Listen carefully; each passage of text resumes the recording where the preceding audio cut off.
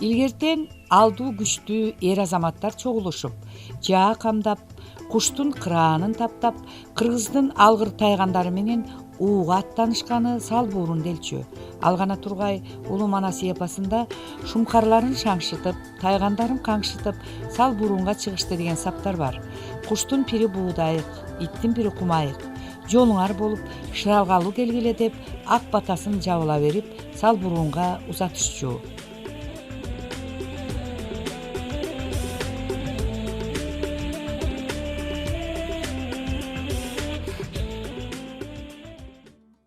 Кооператив атындагы көркөм сүрөт искусство музейинде белгилүү сүрөтчү, Кыргызстан сүрөтчүлөр союзунун мүчөсү Айып Алакуновдун сүрөт көргөзмөсү ачылды. Көргөзмөгө негизинен сүрөтчүнүн акыркы 10 жыл аралыгында калеминен жаралган эмгектери коюлган. Алардын арасында Манкурт, Манас, кыргыздардын Алтайга сүрүлүшү, Чигу, Үзүлгөн доор, Кошой коргон, Ташрабат жана башка белгилүү эмгектери бар.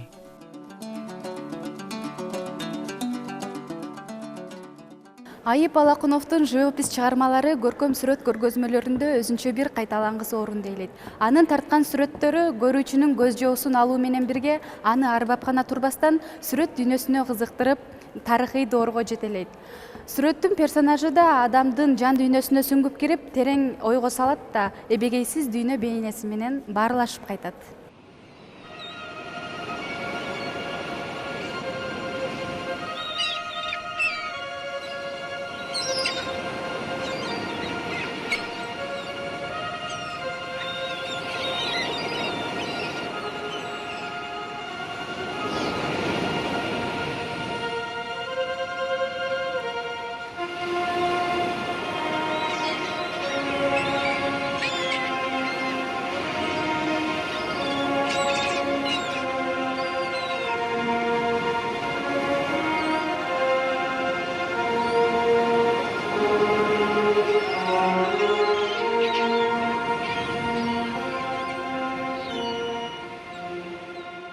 Мына бул көргөзмөдө Айып Алакунов өзүнүн мыкты оригиналдуу чыгармачылык эмгектерин койгон экен.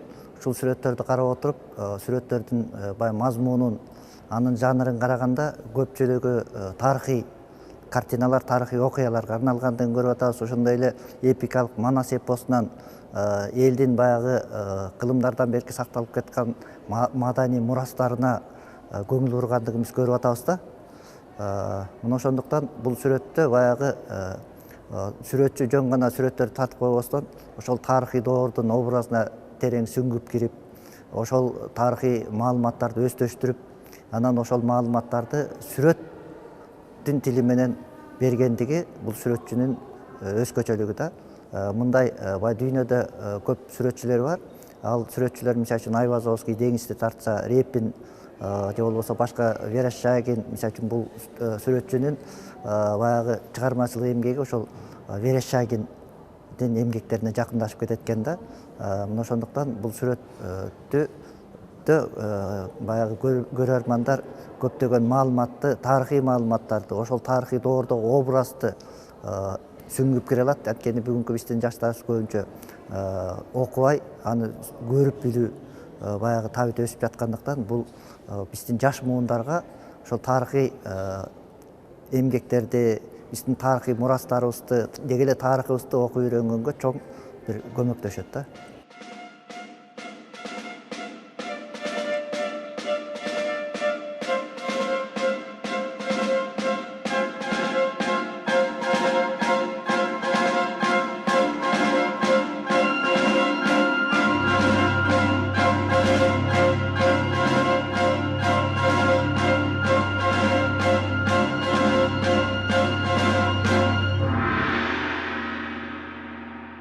Сүрөтчү мисалы үчүн тарыхый окуяларга кайрылган учурда ошол тарыхый маалыматтар менен таанышып чыгыш керек.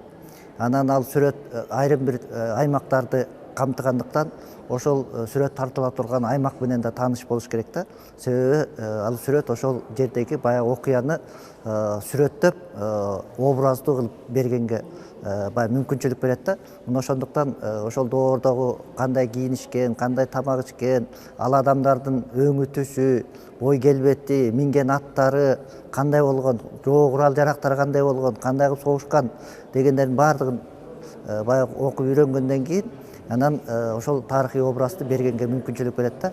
Мына бул жерде биз көрүп тургандай Айып өзүнүн эмгектеринде ошол тарыхый эмгектер менен тааныш болгондугун, ошондуктан өзүнүн чыгармасында ошол тарыхый фактыларга дал келген образды бергендигин биз көрүп атабыз да. Мына бул жерде мен үчүн өзгөчө көңүл бурган бул биздин тарыхыбызды караганда баягы 2000 жылдык тарыхыбыз бар дейбиз дагы. Анан ошол мамлекетибизде кимдер жетекчилик кылган, хандык кылган, кагандык кылган деген адамдардын аз гана аттарын билебиз. Ошолордун ичинде Барсбек каган жөнүндө кездешет да. Барсбек 690 жылдарда хандык тактыга отургандан кийин ал түрк кагандыгы менен баягы кагылышып, ошол мезгилде мамлекеттик күч орун алат да. Анан ал жеңишке жетишип, анан түрк мамлекети аны каган деген наам бергенге макул болот да. Ошентип түрк мамлекети менен ошондо экинчи чыгыш түрк каганаты менен бирдей укуктагы мамлекет болот. Бул мамлекет ошол мезгилдеги эң күчтүү мамлекеттердин катарында турганын көрөбүз.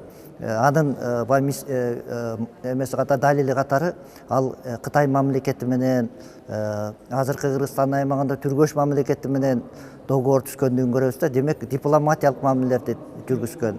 Анын элчилери мисалы үчүн Тибетке чейин, башка өлкөлөргө чейин барып дипломатиялык мамилелерди жүргүзгөн да. Бирок баягы Барсбектин Кытай менен түзгөн келишими экинчи чыгыш түрк каганатынын баягы колдоосуна ээ болгон эмес. Ошондуктан ал тиги чыгыш түрк каганатына каршы союз болгондуктан ал кагандар өзүнүн баягы душманын бириндетип жеңүү максатында Кыргыз мамлекетине, Енисей Кыргыз мамлекетине кышында февраль айында кол салган. Ошондуктан баягы картинада ошол кышкы баягы күрткү болгон Енисей дарыясы тоңуп калган учурда болгонун көрүп атабыз да.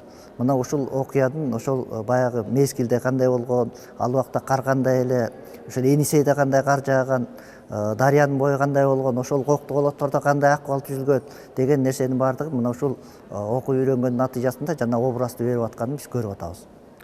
Мага Барсбек деген личность деп коебуз го, атуу ошол ысым өзү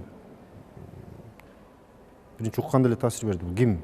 Кызыгып көрсөм, биздин тарыхта бизге белгилүү болгон тарыхыбыз кийинки эле кез болуп атпайбы? Ошондо эң биринчи ысым аталган киши Барсбек экен.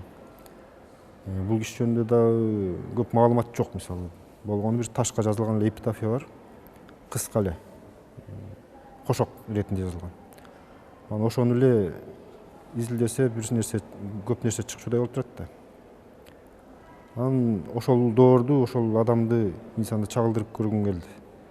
Түрк каганаты күтүүсүз жерден кол салып, ошондо жаш курулуп келаткан кыргыздардын каганатын талкалап, бир топ жылга чейин бир саясий аренадан жок болуп кетүүгө дуушар кылган окуя да. Анан Сунга деген токойдун жанында болгон.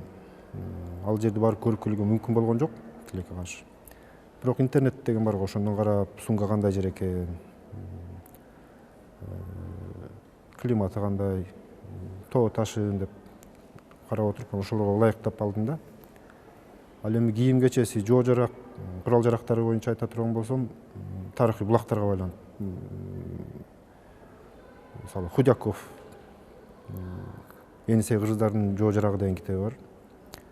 Анан Соловьев, Бобров деген орус тарыхчылар бар экен. Ошо өздөрү сүрөттө тартат экен, бирөөсү ошол жана казып алган нерселерден реконструкция кылып чыккан костюмдар бар да. Ошолорду карап отуруп анан ушул кылымга таандыктарын тандап алып, кыргыздарга таандык дегендерин. Мисалы, кылычтар кандай болгон, ошол кезде түз болгон экен, ийри кылычтар кийин чыгыптыр. Ошолордун баарын изилдегенге туура келди. Ошолорду чогултуп отуруп, анан кээ бир жерден балким мен мойнума алам. Ал кезде мисалы 8-кылымда жоо жарак кийимдери кичине жөнөкөйрөөк болгон экен. Анан кичине 10-чы жылымдан 11-чи жылымдан алып кошуп дегенде кээ бирлерине калп айтууга туура келди, себеби чыгарма ошентип жазылат өзүчү. Кыялдан. Ошол кийинкилерден алып, жакшыраагынан алып кошуп дегендей. Белгилери, желектери кандай болгон. Ушул аракетин кылып көрдүм. Көрүүчүлөр баа берет да.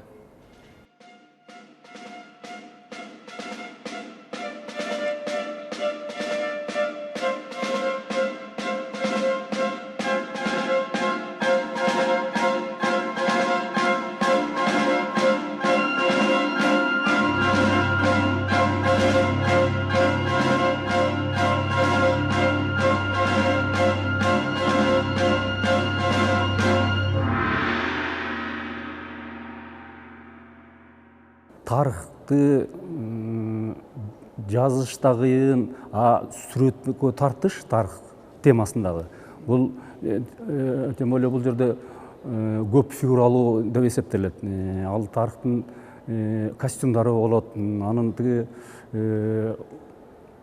антураж деп коет, ар жак бир жактарын баарын билиш үчүн ал көп окуш керек, көп билиш керек. Андан тышкары жанагы мастерство деп коет, бул өзү дагы академияны бүткөн бала. Анан бул жерде кийинки сүрөт искусствосунда көп фигуралуу, анан тарыхка кайрылган, менимче ушул айып эле болуш керек деп ойлоп атам. Себеби кийинки кездерде мындай чоң станковый картина деп коет, живописте көп фигуралуу картиналарды почти жазылбай да калды, жазбай да жүрөбүз деп коебуз да. Ошол эң мына кийинчерээк мына ошол айыптын көп выставкаларында, көргөзмөлөрүндө көрүп жүрөбүз. Көп фигуралуу, анан тарыхка кайрылган бирден бир сүрөтчүлөрдүн бири болуп эсептелет. Бул аябай оор, кыйын нерсе. Мисалы үчүн орустардан ошол эле Репин, Суриковдор кайрылган тарыхка. Ошонун ичинде Суриков аябай тарыхтынга байланыштуу көп фигуралуу картиналар жазган ошол эле киши болгон акыркы. Биздин Кыргызстанда дагы акыркы кайталап айтып атам, ушу тарыхка кайрылган ушул айып эле болуп жүрөт.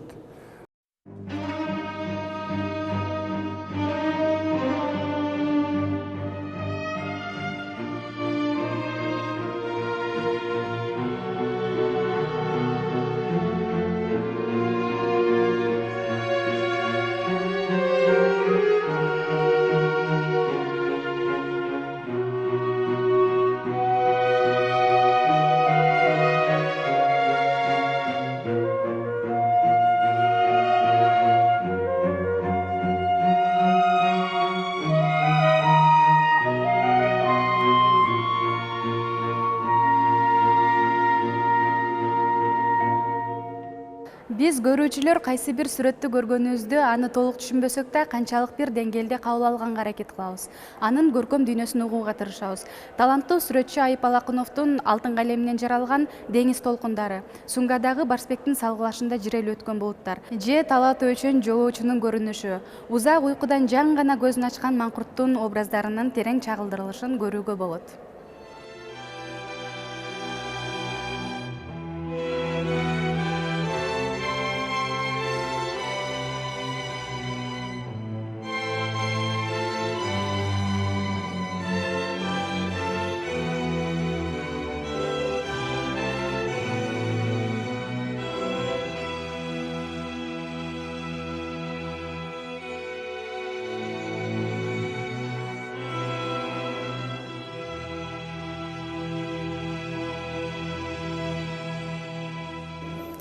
Мына картиналардан көрүнүп тургандай, Манас эпосунда айтылгандай, Алп Манас деп айтылгандай, жоокерлер өзүн төрөлгөндөн тартып, жоокерлик өнөргө үйрөнүп, алар денесин чыңдашып, ошондуктан баягы Енисей мамлекетине кыргыздардын алп денелүү 180-190 метр орточо бою, даже 2 метр дагы болгондугун тарыхый фактылар анализдейт.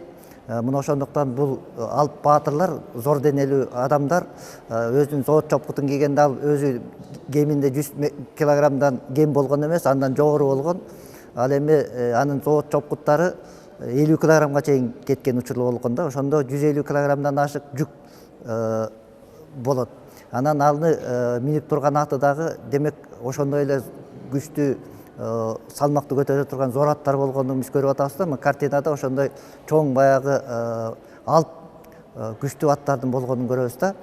Демек бул образда дагы ошол баягы элдик эпостордо, элдик санжараларда айтылып кеткен, деги эле тарыхый фактылар менен далилденген айкалыштырып, ошону сүрөттүн образында бергенден биз көрүп атабыз да. Мына бул жерде жана картиналарда ошол аттарды өзүнүн баатырлардын көргөзүп атат да.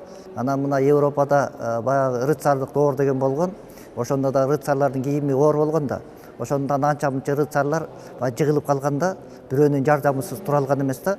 Демек ал ошол зоот чопкуттарды жөн эле көтөрүп жүрбөстөн, ошол зоот чопкуттарды пайдалануу менен ал душман менен согушукка туура келет да. Демек ал анын колундагы көтөрүп аткан кылычы, анын колундагы найзасы, көтөрүп жүргөн баягы зоот чопкуттары ошол адамдын баягы эгерде шайы азыраак болуп, өзү ден соолугу начараак болсо, ал согуша албай бат эле чарчап, анан согушта жеңилип калат да. Мына ушул образды да бергендиги Айыптын баягы образды ачып берүүдөгү ошол биздин ата бабалардын кандай болгону. Демек бүгүнкү күндөгү биздин жаш муундар үчүн ошол кичинекей кезинен тартып өзүнүн денесин чыңдап, баягы бүгүнкү күндө тил менен айтканда спорт менен алектенип машыга тургандыгын, ошондо ушундай жоопкер боло тургандыгын баягы сүрөт аркылуу бул көргөзүп атканын, айтып атканын биз баамдап турабыз.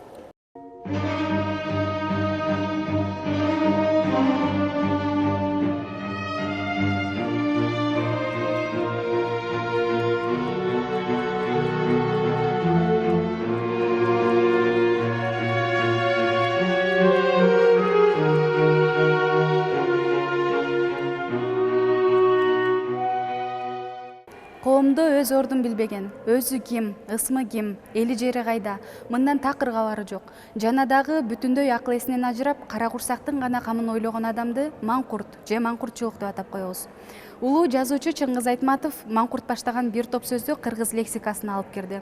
Дал ушул жаңы эле сөз кылып өткөн маңкурттун образы сүрөтчүнүн көз карашында кандай чагылдырылышын көргүңүз келеби? Анда сиздин көңүлүңүздү сүрөткө бурабыз.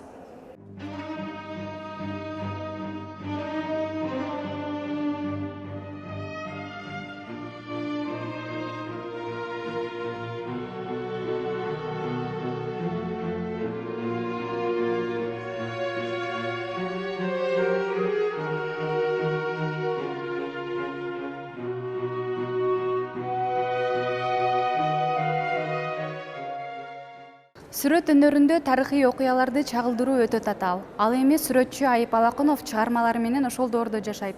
Ал дүйнөгө атагы чыккан сүрөт чеберлеринен кимди баалайт болду экен? Эми бизге сүрөт өнөрү бирибиз айтабыз болгон эмес деп, бирибиз айтабыз илгери эле болгон деп, мисалы Шырдагыбыз, Чийибиз дегенде. Алар сөз искусство кирет деңизчи, бирок живопись жагын айтсак, чындап бизге жаңы эле келди да 20-жылында. Анан сөзсүз биздики орус мектебине байланыштуу. Орустардын сүрөтчүлөрүнөн айрыкча передвижниктердин доору жагат да мага.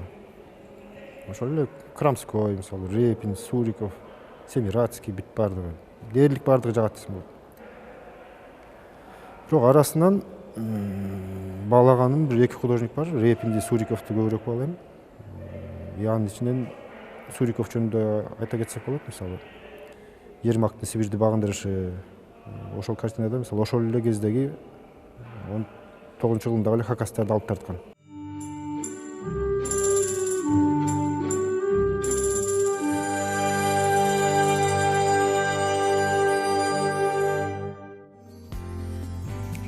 Василий Суриков тарыхый сүрөттөрдү тартуунун мыктысы, чебери болгон. Ал орус тарыхынан алынган окуяларды патриоттук бийик сезим менен эмгектеринде чагылдыра билген. 1880-жылдары монументалдуу тарыхый картиналарды жаратып, ал чыгармалары дүйнөлүк сүрөт казынасынан орун алган. Жеке бир чыгармасы жөнүндө айта турган болсок, мага өтө жакканы «Утро стрелецкой казни» деген картинасы бар. Аткычтарды жазалоо да. Ошол картинасы көбүрөөк таасир берди деп айтылам. Композициялык жагынан түзүлүшү дагы, темасынын орундуулугу,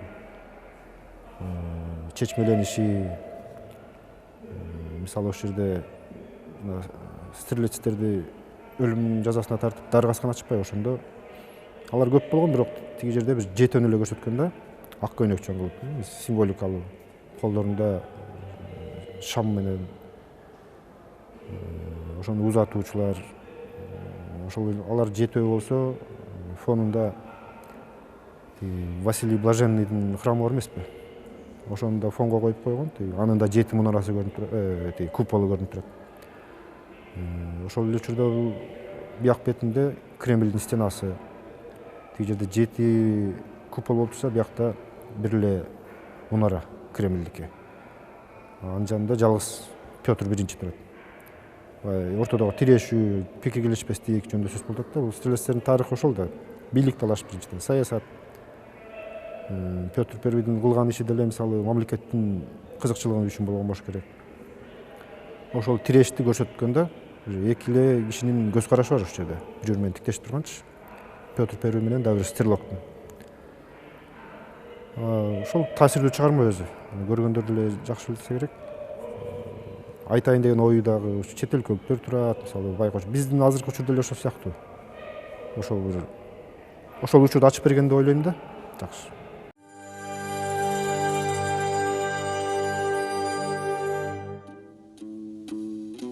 Сүрөтчү Айып Алакуновдун доор үнүн турпатына каткан Ташрабат кербен сарайы тууралуу бир нече картинадан турган топтом жазайын деген максаты бар. Биринчиси сиздер көрүп турган чыгарма. Ташрабаттын ичин кыдырып жүрүп ушул ой пайда болгон.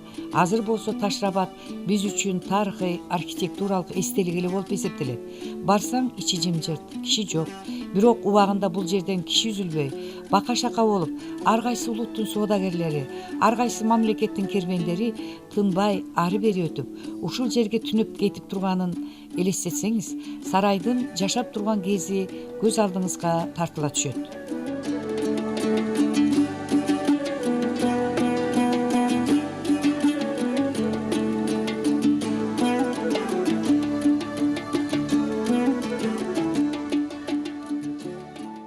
Мне кажется, вот сейчас в кыргызской живописи очень много увлекаются такими постмодернистскими, модернистскими тенденциями.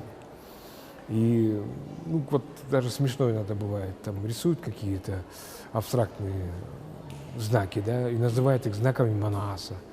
Или там рисуют какие-нибудь такие отдельные картинки коллажные и называют их там миром Чингиза Айтматова.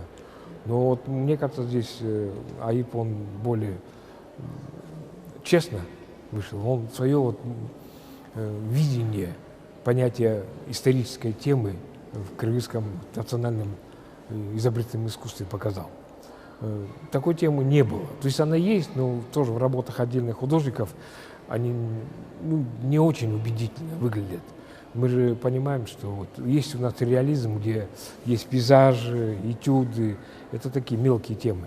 А вот тематический реализм у нас, к сожалению, так сильно не развивается. Есть отдельные работы у отдельных художников, но Айып, он создал новую тему вот, в нашем искусстве уже независимого Кыргызстана, как историческая тематическая живопись.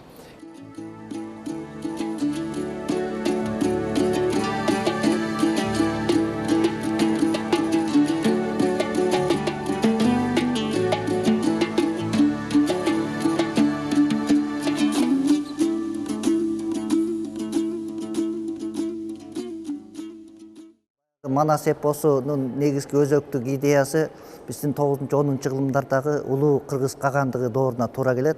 Мына ошол убакта кыргыздар баягы уйгур кагандыгын талкалап, анан тиги Кытай мамлекети менен дагы айрым Гансу провинциясында, Шэньси провинциясында согушканын тарыхый фактылар далилдеп турат да. Мына ошондуктан бул Манас эпосундагы жана макелдөө менен салгылашуу ошол Кытай тараптан келген жоо катары биз сүрөттөсөк болот. Анан эми эпосту өтө чоң кылып көргөзүп койгон. А бирок чындыгында ошондой макелдөөдөй болгон алыптардын болгондугун, ал мисалы үчүн бул жерде өгүз деп сүрөттөлөт. Ал эми жана 9-10 кылымда ошол Борбордук Азиянын аймактарында жүндүү насароктор болгон экен. Ал кийин жок болуп кеткен. Ошол кыргыздар ошол жүндүү насарокту кыргыз тилинде алар керик деп аталган экен. Керикти колдон, керикчен жоокер дегенди бул Манас эпосунда дагы айтылат экен. аны белгилүү тарыхчы раматылык Имел Молдоваев таап чыккан болчу. Анан ошонун негизинде биз баягы ошол Керикчен жоокердин образындагы китепке сүрөттөгөнбүз. Мына бул жерде ошол өгүз деп айтылган нерсенин баягы сыртында жаптыктары ошол Керикчен жоокерге окшошуп турат. Анан ал эмне деген рол кызмат аткарган дегенде баягы Керикти же болбосо Насароктун сыртынан баягы панцир менен соот чопкуттар менен жапкандан кийин анын жаа менен атып жаракат алуу мүмкүнчүлүгү азайткандагы бул бүгүнкү күндөгү танканын ролун аткарган.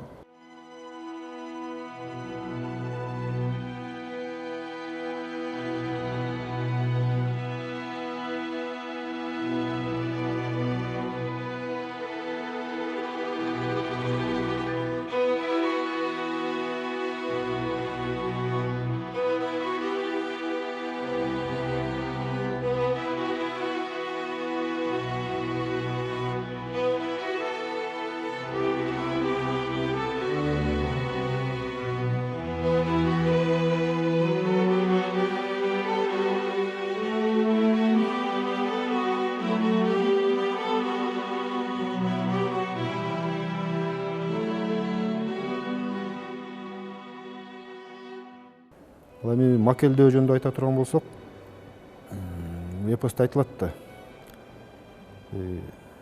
Кытайлар кыргыздар чапкана келатат деп анан жардамга сурашып, бир Сазаңшаң деген жерде ушундай бир дөөлөр жашайт да, ошол жака жардамга барышат. Анын сүрөттөгөндөрүн укса шумдук бир 5-6 баштуу кишилер, 7-8 колдуу дөөлөр да, киши эмес алар. Таптакыр эле башка жаныбарлар.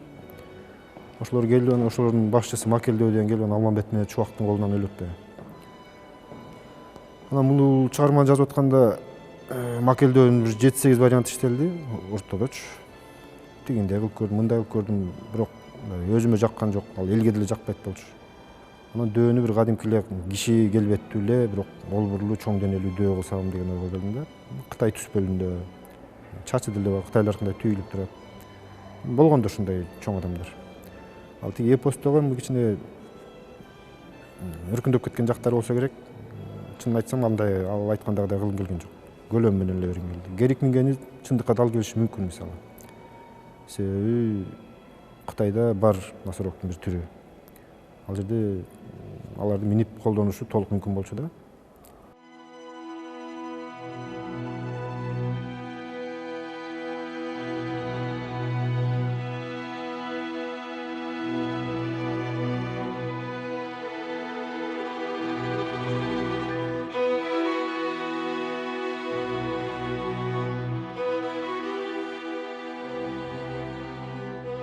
Саясаттануучу деп айтсак да болобу, жакшы бир байкебиз бар, Темирлан Сарлыкбек уулу деген. Ошол байке жакын арада Манас эпосунун музейин курам деп аракет кылып атат, өз каражаты менен. Ошонун ичин жасалгалоо мага сунушталган. Ошонун башталышы да бул эки картиначы. Макелдөө менен кыргыздардын Алтайга сүрүлүшү. Бул башында ушул темалардан баштап көрдүк. Бирөө баталдык сценада, бирөө мындай бытовой жанр дегенде. Картинанын өзү тууралуу айта турган болсом, бул жерде элдин башына түшкөн кайгыны муңду бериш керек болду. Мисалы өңдөрү тууралуу деп атпайсызбы? Күңүрт өңдөр, нар жагы туңгуюк, мисалы каяка барат жат белгисиз. Ач, жылаңач, мингенге аттары жок. 2 качы 4 өгүз менен эле кеткен деген сөз бар экен. Ошолорду эпостогу сөздөр боюнча чогултуп беренге аракет кылдым.